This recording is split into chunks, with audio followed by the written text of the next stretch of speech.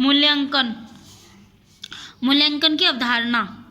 मूल्यांकन का अंकन अर्थात मूल्य निर्धारण की प्रक्रिया को हम साधारणतः मूल्यांकन कहते हैं।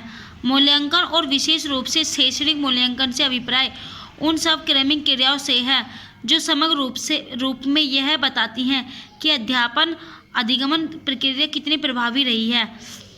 हमें ये क्या बताती कि अध्यापन अधिगमन प्रक्रिया कितनी प्रभावी रही। हम इस तथ्य से परिचित हैं कि अध्यापन अधिगमन प्रक्रिया को 3 तत्व प्रभावित करते हैं: उद्देश्य, अधिगमन, अनुभव और अध्येयता।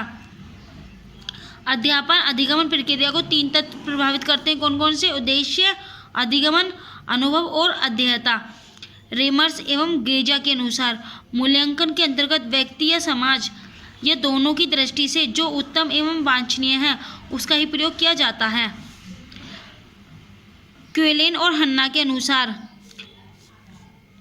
विद्यालय द्वारा बालक के व्यवहार परिवर्तन के विषय में साक्ष्यों के संकलन तथा उसकी व्याख्या करने की प्रक्रिया ही मूल्यांकन है। मापन और मूल्यांकन। मापन और मूल्यांकन में अंतर। मापन का क्षेत्र सीमित होता है। मापन में व्यक्तित्व की कुछ ही विभागों की परीक्षा संभव होती है।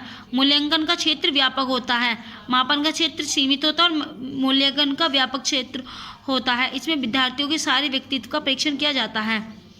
मापन के द्वारा छात्रों का तुलनात्मक अध्ययन नहीं किया जा सकता। मापन साधन है, यह स्वयं में साध्य नहीं है। मूल्यांकन के द्वारा छात्रों का तुलनात्मक अध्ययन किया जाता है। मूल्यांकन स्वयं में एक साध्य है।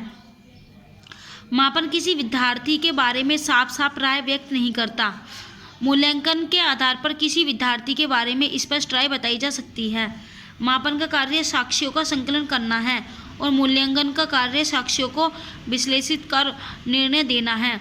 मापन का संबंध विषय वस्तु से होता है। मूल्यांकन का संबंध शिक्षण के उद्देश्यों से होता है। मापन में क्रम, श्रम एवं समय लगता है। मूल्यांकन में अधिक श्रम एवं समय लगता है। शैक्षणिक कार्यक्रम में मूल्यांकन की भूमिका। एक पारंपरिक विचार के अनुसार एक शैक्षणिक कार्यक्रम में मूल्यांकन की भूमिका बहुत अधिक प्रतिबंधित है। मूल्यांकन एक सत्र के अंत में किया जाता है, परंतु आधुनिक संदर्भ में मूल्यांकन का प्रयोग विशद व व्यापक रूप में होता है। एक शैक्षणिक कार्यक्रम के 3 प्रमुख अंग होते हैं: शिक्षा का उद्देश्य, अध्ययन का अनुभव व मूल्यांकन प्रक्रिया होते हैं। यह तीनों अंग परस्पर संबंधित हैं व एक दूसरे के लाभ के लिए उत्तरदायी हैं। तीनों अंग परस्पर एक दूसरे के से सहारा लेते हैं। वे अपनी शक्ति एक दूसरे को प्रदान करते हैं। मूल्यांकन प्रक्रिया, शैक्षणिक उद्देश्य और अध्ययन का अनुभव। सतत एवं व्यापक मूल्यांकन। विद्यालयों में मूल्यांकन के अंतर्गत छात्रों के व्यक्तित्व के विकास संबंधी लगभग सभी क्षेत्रों को शामिल किया जाता है।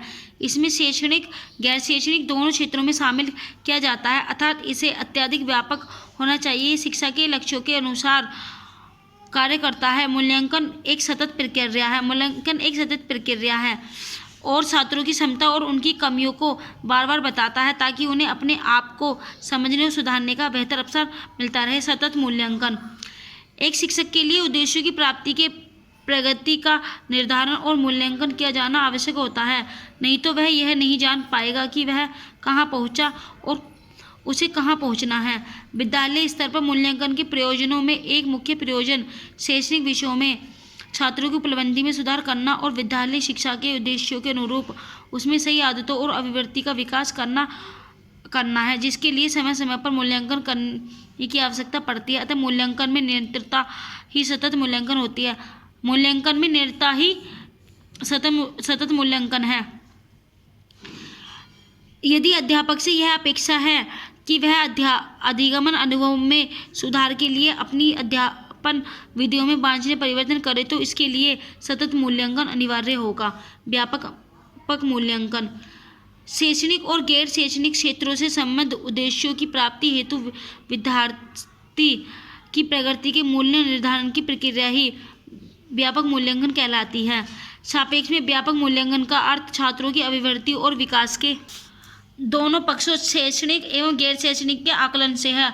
उसके द्वारा सीखने के निम्न उद्देश्यों के साथ जुड़ा है: ज्ञान विश्लेषण, संश्लेषण, अवबोध, मूल्यांकन, उपयोग और सर्जन।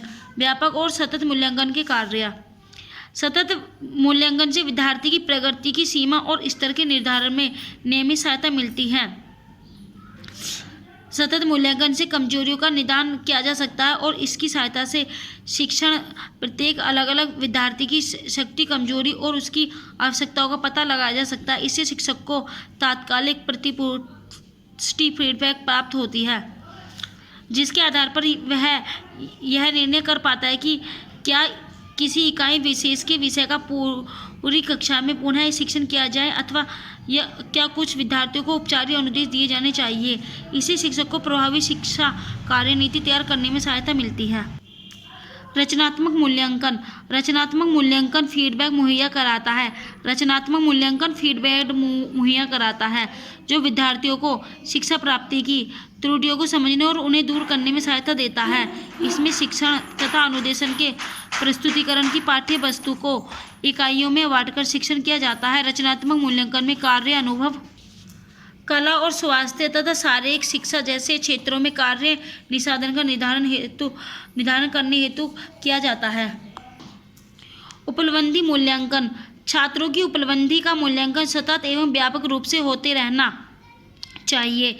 इसके लिए कई विधियों को अपनाया जाता है, किंतु ग्रेडेड पद्धति का प्रयोग इस कार्य हेतु बेहतर होता है। विभिन्न क्षेत्रों में विद्यार्थियों की उपलब्धियों की रिपोर्ट तैयार करते समय समग्र ज्ञान में अप्रत्यक्ष ग्रेडिंग के 5 बिंदुओं का प्रयोग किया जाता है। इन ग्रेडिंगों में अंकों का वितरण इस प्रकार किया जाता है। ग्रेडिंग में 5 बिंदुओं का प्रयोग किया जाता है: A+, A, B, C और D। A+ सर्वोत्कृष्ट, जिसके मार्क्स 90 से 100%। A उत्कृष्ट 75 से 89%। B बहुत अच्छा 56 से 74%। C अच्छा 35 से 55% और D औसत 35 से कम। A+ सर्वोत्कृष्ट 90 से 100%। A उत्कृष्ट 75 से 89%। B बहुत अच्छा 56 से 74%। C अच्छा 35 से 55% और D औसत 35 से कम।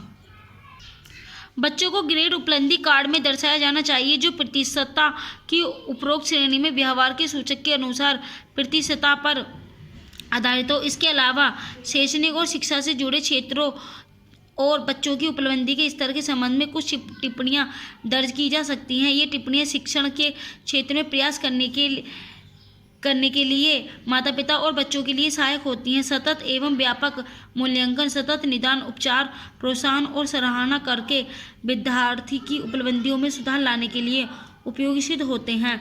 इसके लिए प्रधानाचार्य, अध्यापक और माता पिता को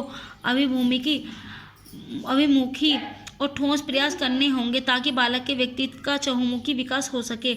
संलग्न रेटिंग मान से विभिन्न ग्रेडों के रूप में विद्यार्थियों को उचित रूप से रखने में अध्यापक को मदद मिलती है।